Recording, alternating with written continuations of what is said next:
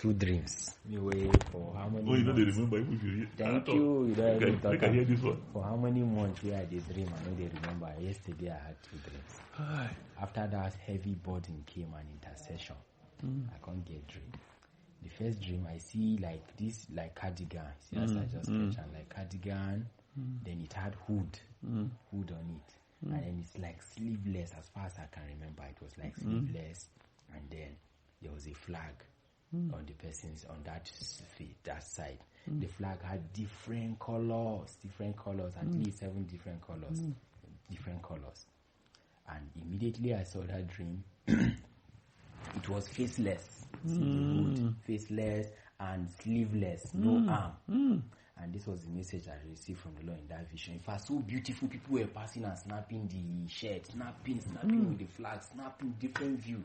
And this was the vision I saw. He said, all nations have become united. One. Saved by the faceless.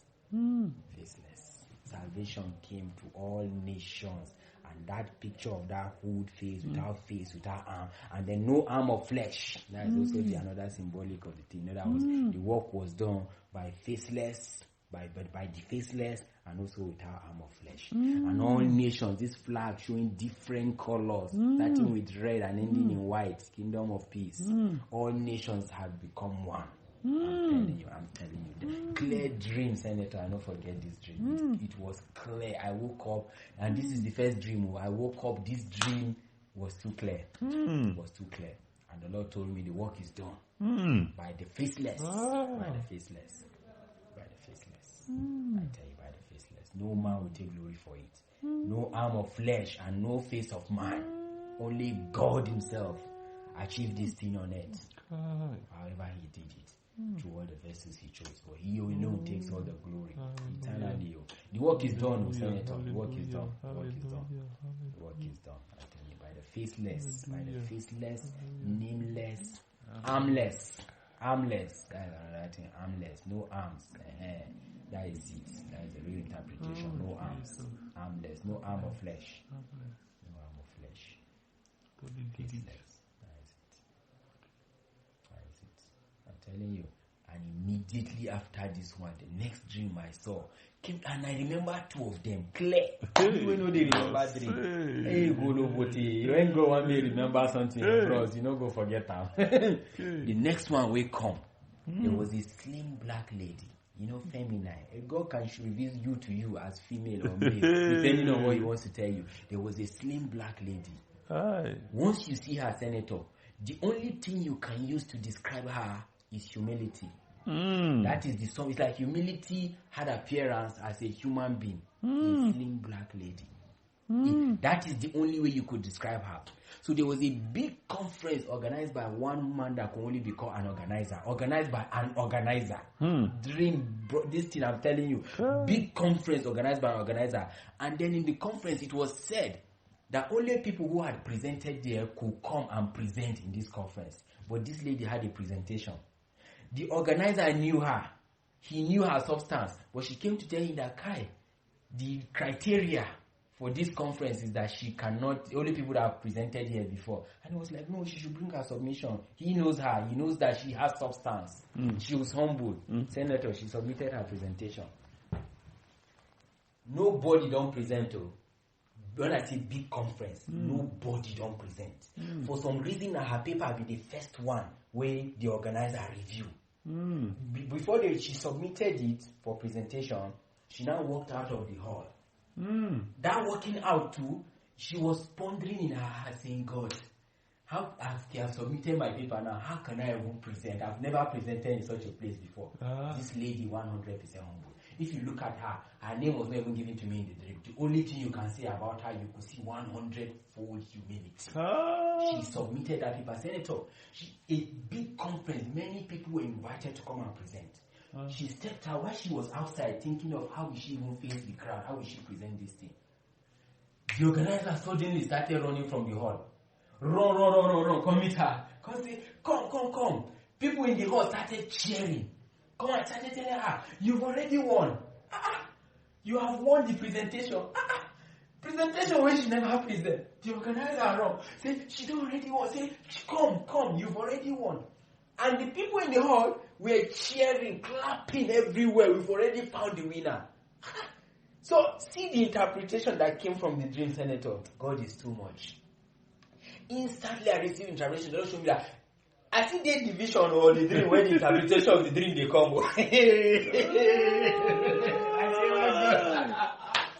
I go, I talk to you, you don't go miss out. Inside the dream, and they hear the heart of the organizers. They tell her, say, the reason they organized this conference was because they had a dream.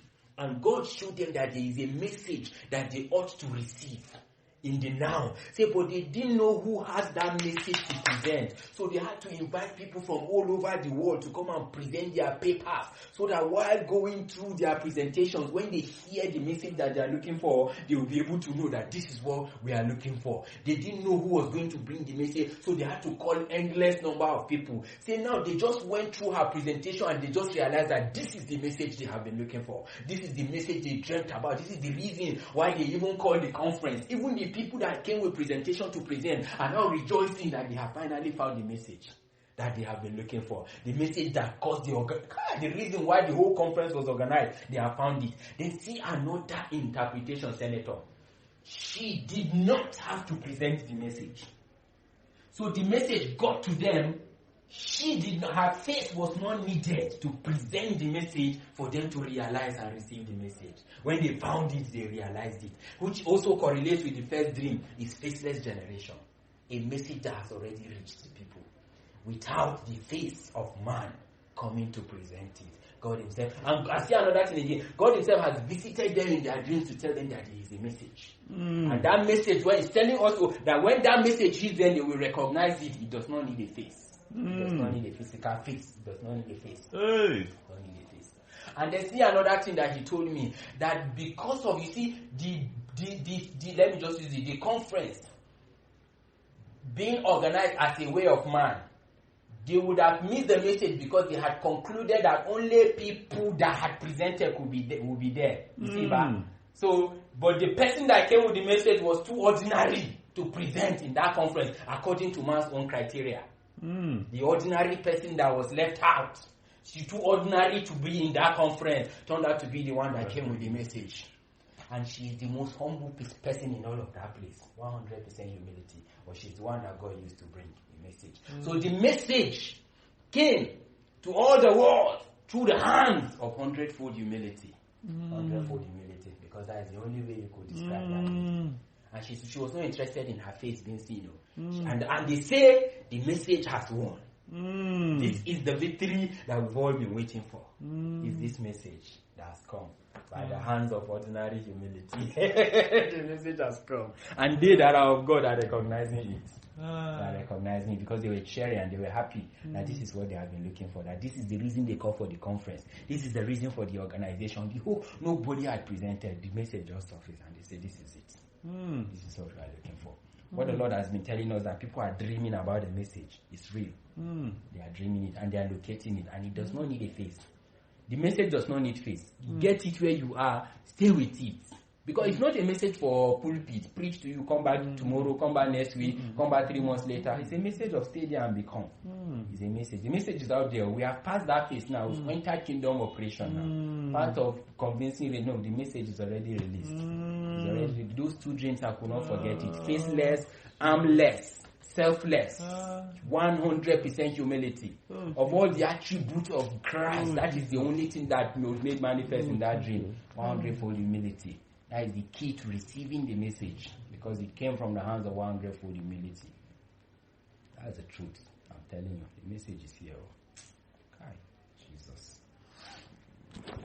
The victory is the message. Can you imagine that the victory that Christ gave us ended up? He had to die to be able to carry that book. Something that he had to die to carry a book. Because being born again was a beginning. Somebody that died and said it is finished on the cross later showed you that he died though so that he can touch a book from the hands of the Father. Book that Bible said no man could look at it, let alone open it. Angel say, who can open this book? Bible say nobody could even look at it. Even the angel that was talking to John could not look. John himself that was there said no one could look at it, including him. In heaven, on earth, and the world beneath, nobody could look at it. Nobody could look at it. Nobody could look at the book, let alone open it. That is the message that descended, though. It's now on earth. The victory that Christ gave. The victory. God is the word of God. He gave us the book. The book has come. The victory is here. The victory is here. We rejoice. So we are moving forward. We are moving forward. The victory is here. The victory is here. It overcomes the world. Victory is here. There's nothing we are looking for again. We have everything. The one who has not realized that this is my life has not yet seen the light of the message. You see, you can't see it and look for something. It's impossible. It's impossible. We can't finally find. If you find, I was telling this sister John, I told her, look, if the talk was a little bit outside. But I said, if you find God and you still have desire for something is wrong. Because that means God is not satisfying something in you. That means your heart is set on something else. Your heart is set on something else. And then something I shared with her that is also extreme. I say, if there is a satisfaction that money gives me, Senator, it means there was something in me that God could not satisfy.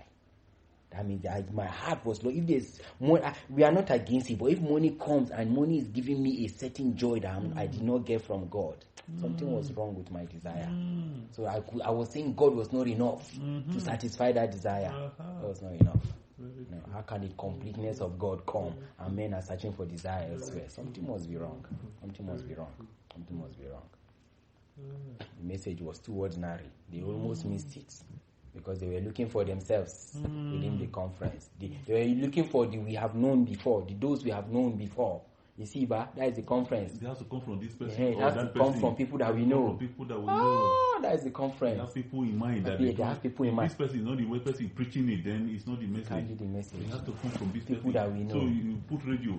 Has this one spoken? Has that one spoken? Has that one spoken? You see, but the message was right in front of them. I'm telling you, too ordinary. Female again. Female. That is humility, just showing you the shape of ordinariness. That's just it. Humility. Nothing attached. And she only came because she had something to give. Not as if she was looking to make name. Selfless and nameless. You see, but it's a nameless, faceless, and selfless generation. That's the generation of Jesus Christ.